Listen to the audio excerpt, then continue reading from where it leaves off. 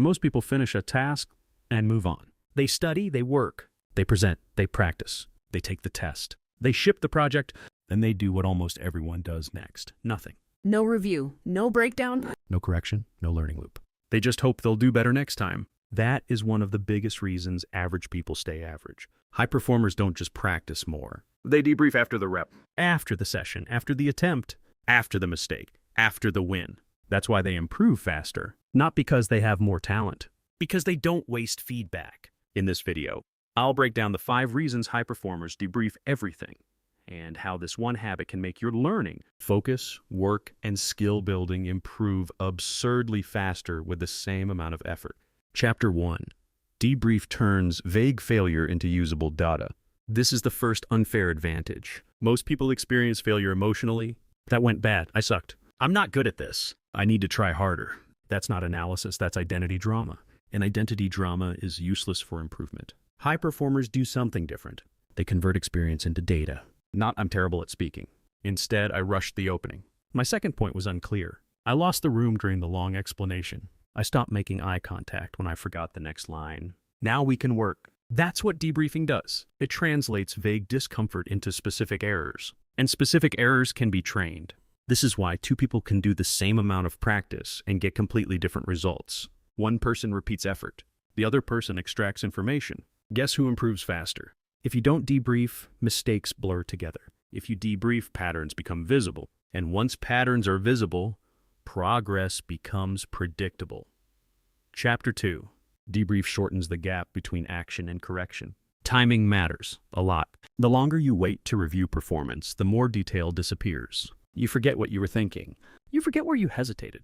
You forget what triggered the mistake. You remember the outcome, but not the mechanism. That makes improvement slower. High performers debrief quickly because fresh memory gives better data. The rep is still alive. The friction is still clear. The error is still traceable. This creates a tight feedback loop. Perform to review, to adjust to repeat. That loop is how real skill gets built. Most people use a loose loop. Perform arrow, move on arrow, vaguely regret arrow, repeat. Same mistake later. That's not learning, that's recycling. This is why elite environments obsess over immediate review. Sports film sessions, pilot debriefs, sales call reviews, practice recordings, coding postmortems, performance breakdowns. They're not doing it to be obsessive, they're protecting signal. The faster you capture what happened, the less your ego and memory can rewrite the story. And yes, your ego rewrites the story all the time. That's why debriefing works so well. It forces honesty while the evidence is still warm. Chapter 3.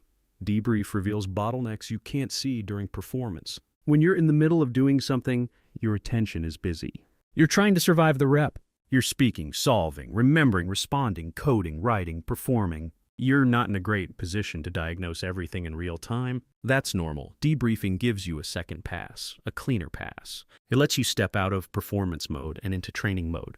And that's often when the real bottleneck appears. Maybe the problem wasn't, I can't focus. Maybe the real issue was unclear starting target, switching tasks too often, no warm-up period, checking messages between blocks. Maybe the problem wasn't, I'm bad at tests. Maybe it was poor question reading, slow recall under time pressure, panic after one hard question, rushing easy marks. Maybe the problem wasn't, I'm not good at writing. Maybe it was weak outlines, perfectionism in the first draft, too much editing too early, no clear argument before writing. That level of precision usually doesn't appear while you're stressed. It appears after. That's why debriefing is so powerful. It helps you find the limiting factor hidden inside the performance. And once you can see the bottleneck, you can train it directly instead of working harder at everything. Chapter 4. Debrief builds self-awareness without destroying confidence. A lot of people avoid review because they think it will make them feel worse. And if you do it badly, it will. If your review is just self-attack, you're not debriefing. You're bullying yourself. High performers don't debrief to shame themselves. They debrief to improve the system. That difference matters. A bad review sounds like, I'm so inconsistent. I always mess this up. I'm just not built for this. A useful debrief sounds like what worked, what failed, what caused it. What will I change next, rep? One destroys confidence. The other builds competence. And real confidence comes from competence, from evidence, from seeing yourself make adjustments and improve. Debriefing helps you build that evidence. It shows you that progress is not random. It comes from correction. This is especially important when you're learning hard skills. Because learning is messy. Performance is inconsistent. Some sessions feel amazing, some feel terrible. Without debriefing, you judge yourself by mood. With debriefing, you judge by pattern. And patterns tell the truth better than feelings do. That's how high performers stay honest, without collapsing mentally. They don't protect their ego from feedback. They protect their improvement process from ego. Chapter 5. Debrief turns every rep into multiple reps. This is the compounding effect most people miss. If you do one practice session and never analyze it, you got one rep. If you do one practice session and debrief it well, you get the rep, the lesson, the correction, and a better next rep. That's more value from the same effort. Over time, this becomes a ridiculous advantage, because the gap between average and high performers is often not just effort volume. It's learning density. How much improvement are you extracting per rep? High performers increase learning density through debriefing. They don't let sessions disappear into memory. They mine them. That's why they can improve faster, without always spending more time. They squeeze more feedback out of the same hour. This also explains why some people grind for months and barely move, while others seem to jump levels quickly. The jump is usually not magic. It's accumulated correction, small fixes, repeated often, captured consistently. That's what debriefing creates, not motivation hype. A personal feedback system.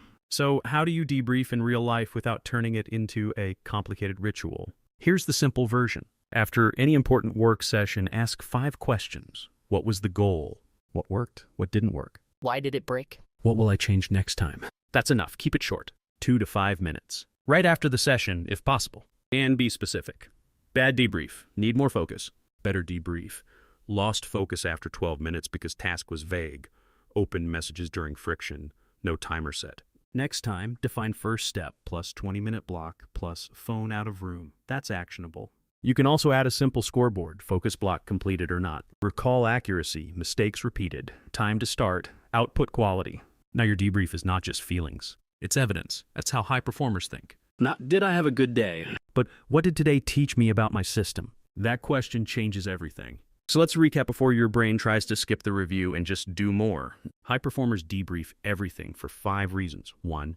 Debriefing turns vague failure into usable data. 2. It shortens the gap between action and correction. 3. It reveals bottlenecks hidden during performance. 4. It builds self-awareness without destroying confidence. 5. It turns every rep into multiple reps through better learning density. This is actually great news, because it means you don't always need more time to improve faster. You need better feedback.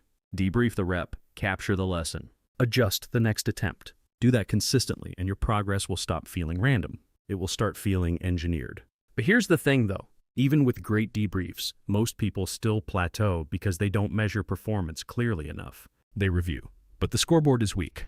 That's why the next video is the missing piece in this whole system. Why you need a scoreboard, not more motivation. Watch that next.